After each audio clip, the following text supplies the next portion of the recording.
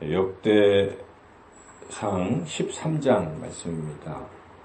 이제 계속해서 다윗에 관련된 말씀들입니다. 다윗이 이제 남유다 헤브론에서 모든 사람들의 지지를 받고 이렇게 이제 왕이 되었습니다. 왕이 된 뒤에 다윗이 가장 하고 싶었던 것은 하나님의 그 언약궤를 모셔오는 일이었습니다.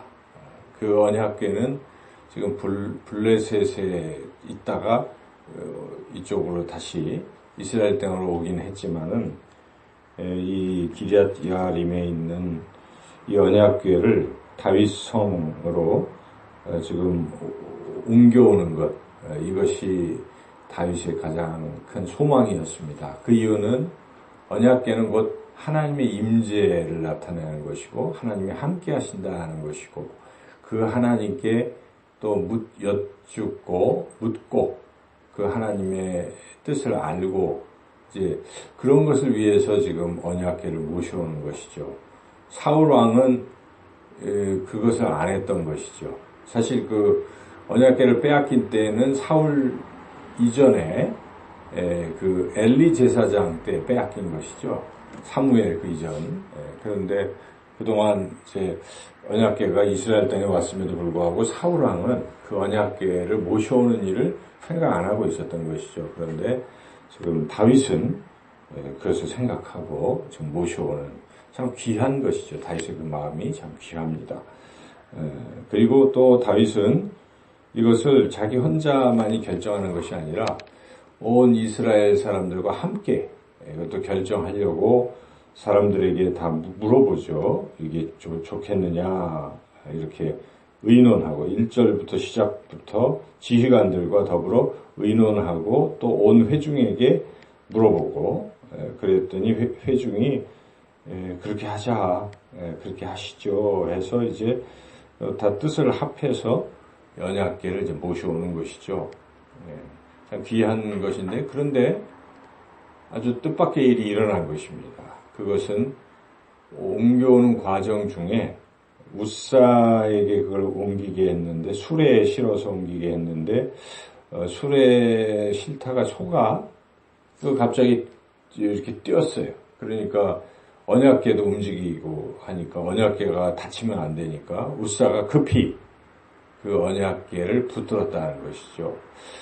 그 굉장히 귀한 일 같지 않습니까? 하나님의 언약궤가 부러지면 안 되잖아요. 그 깨지고 나무로 만든 뭐고 안 되니까 그것도 다치면 안 되고 하니까 언약궤를 붙은 것이죠.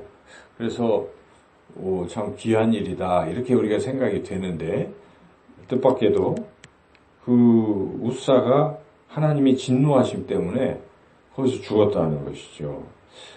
이걸 어떻게 우리가 이해를 해야 하는가, 어떻게 이걸 해석해야 되는가, 참 쉽지 않은 해석이죠. 근데 여기서 하나님께서 말씀하시는 것은 모든 방법도 하나님의 뜻에 순종해야 한다는 것을 하나님 말씀하시는 것입니다. 비록 의도가 좋고 또 하나님의 언약궤를 옮겨오자, 하나님의 뜻을 묻자, 이게 다 좋은 거잖아요. 그리고 모두가 하나 되자, 우리가 마음을 합해서 이 일을 하자, 이게 잘못된 거 아닙니다. 다 좋지만 그것도 좋지만 또한 중요한 것은 방법도 철저히 하나님의 뜻에 순종하라는 것입니다. 이 방법이라는 것은 언약궤는 그렇게 수레에 싣고 오는 게 아니라는 것이죠. 첫째, 수레에 싣고 오는 것은 이 블레셋 사람들이 수레에 싣고 다녔습니다. 언약궤를. 그렇죠? 그건 이방의 방식이죠. 하나님의 이미 언약궤를 옮기는 방법을 모세를 통해서 말씀하셨습니다. 어떻게 하는 것입니까? 이 어깨에 메고 옮기게 돼 있는 것이죠. 그래서 여호수아와 그들이 처음 가나안 땅에 들어갈 때도 제사장들이 언약궤를 메고 들어가자, 요단강을 건너고 그러지 않았습니까? 그래서 하나님의 방법은 언약궤를 레위인 중에 그핫 자손이 매도록 되어 있습니다. 그게 하나님의 방법인 것이죠. 언약궤를 메고. 그런데 우사는 그핫 자손도 아닙니다. 그앗 자손도 아니고 그냥 그 아비나답의 집에다가 거기다 뒀는데 그 집사람이죠. 아비나답. 그 집사람 그냥 시켜가지고 그 수레에서 빨리빨리 가져와.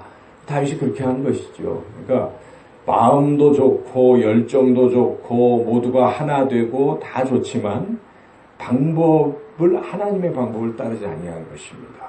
이것이 하나님의 경고인 것이죠. 철저히 방법도 하나님의 방법을 따르라 하는 것입니다. 우리가 이 말씀을 통해서 깨닫게 되는 것은 우리가 하나님의 일을 열심히 하잖아요. 열정을 가지고 합니다. 교회에서 성도들이 하나가 돼서 그래 하자 하고 마음을 합해서 열정적으로 주의 일을 합니다. 참 귀한 일인데 그런데 또 한 가지 우리가 분명히 깨달아야 될 것은 방법도 철저히 하나님의 방법을 따르라는 것입니다. 인간적인 방법에 의지해서는 안 된다는 것이죠. 여기 우사가 언약궤를 잡은 것은 무엇입니까? 인간적인 방법이에요. 이거 안정식. 그러나 분명히 말씀하시기를 그 아무나 함부로 성물에 손을 대면 안 된다. 더군다나 하나님의 임재의 상징인 언약궤를 만지면 안 된다. 만지면 죽는다고 돼 있지 않습니까? 그런데도 인간적인 생각이 앞서서 하나님의 방법을 뛰어넘어서 자기 방법으로 물론 상식은 맞아요. 그죠? 깨지면 안 되잖아요. 그렇지만 그럴지라도 순종하라는 것입니다. 철저히 하나님의 방법을 따라야 된다는 것입니다. 그래서 우리가 하나님의 일을 할 때, 교회에서 어떤 일을 할 때 자꾸 다수결이라든지 인간들의 세상의 세속적 방법, 상식들을 우기거나 그거를 자꾸 주장하면 하나님 싫어하십니다. 철저히 우리는 말씀대로 하나님의 뜻이 무엇인지를 깨닫고 그 뜻대로 방법도 절차도 순종하고 나아갈 때 하나님의 복이 임한다 하는 것이죠. 그래서 다윗이 이제 깨닫고 두려워하는 거죠. 언약궤를 모셔오려고 막 하다가 덜컥 죽으니까 생각을 하게 된 것입니다. 뭔가 잘못됐구나. 그래서 일단 보류한 것입니다. 보류하고 거기에 오벳 에돔의 집에 이렇게 머물게 했는데 오벳 에돔이 누구냐? 가드 사람이라고 돼 있지 않습니까? 이 13절에 가드는 블레셋을 말하는 것이죠. 지금 블레셋 사람인 것이죠. 그래서 이방인에게 그냥 그 집에 두게 했다 하는 그 의도는 무엇이겠습니까? 이거 죽을 수도 있고 하니까 그냥 이방인들이 이렇게 맡긴 거죠. 이 오벳 에돔의 입장에서도 이 사실을 알 때, 이거 괜히 나도 죽는 거 아니냐 이런 생각이 들지 않겠어요? 그럼에도 불구하고 오벳 에돔은 하나님의 괴가 우리 집에 들어온다는 게 너무 귀하니까 그냥 순종한 것입니다. 그랬더니 하나님께서 비록 그가 이방인 블레셋 사람 가드 사람이지만 그의 그 하나님에 대한 순종을 보시고 하나님께서 복을 주셨다. 14절 읽어볼까요? 하나님의 괴가 오벳 에돔의 집에서 그의 가족과 함께 석 달을 있으니라. 여호와께서 오벳 에돔의 집과 그의 모든 소유에 복을 내리셨더라. 무엇을 말씀하는 것입니까? 우사는 죽었습니다. 하나님의 언약궤 옮긴다고 깨질까봐 손으로 그런데 오벳 에돔은 이방인인데도 복을 받은 것이죠. 이 차이가 무엇입니까?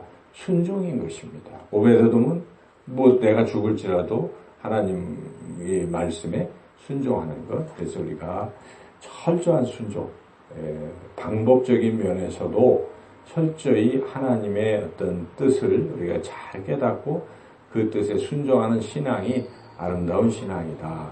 열정과 의도만으로는 불충분하다 하는 것을 깨닫고 철저히 하나님 방법적인 면에서도 하나님의 뜻에 순종하는 그런 삶을 살아가시기를 주님의 이름으로 축원합니다.